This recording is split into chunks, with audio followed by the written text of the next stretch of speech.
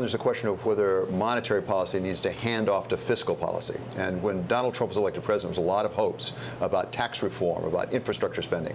How critical is that to really robust growth in the underlying economy? I think our economy will grow. What really drives the economy is the market system, and it's the people like the Jeff Bezoses of the world. And we haven't had good productivity gains lately, but if productivity per capita goes up, the country's wealthier. I mean, it's that simple. So productivity gains and innovation are the key, and they largely will come from the private sector. And the private sector is plenty incentivized to do that sort of thing now, and they've got the resources. So and typically productivity is tied to capital investment, investment in innovation. Yeah. Although it's, this phone is pulled out. That's a form of productivity, and that can be R&D and all of that. But it isn't big steel mills or big oil refineries. I mean, wealth 100 years ago with the Rockefellers and the Carnegies, it involved huge capital investment.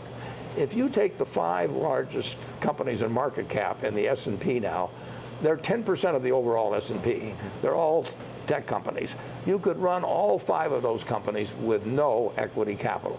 So you've got 10% of the S&P with the 5 companies that are making our lives better, but they don't require any equity capital. Does that suggest maybe we're measuring productivity the wrong way around? Because when we started the measurement, we didn't have things like that little cell phone in your pocket. Well, that's always a question. I mean, the fact that I can write my annual report a lot easier now, because if I want to check a quotation or a fact, it takes me 15 seconds on search, whereas I used to have to go to the library or right away for, that's made me enormously more productive. Not that anybody necessarily wants the product, but I can get things done a lot faster.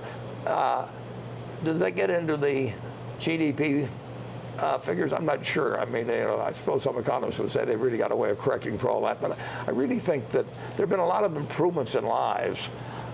I can play a bridge game now, by getting 3 people together on the internet in 15 seconds or 30 seconds. I used to have to make calls and get my buddies to drive over and all kinds of things.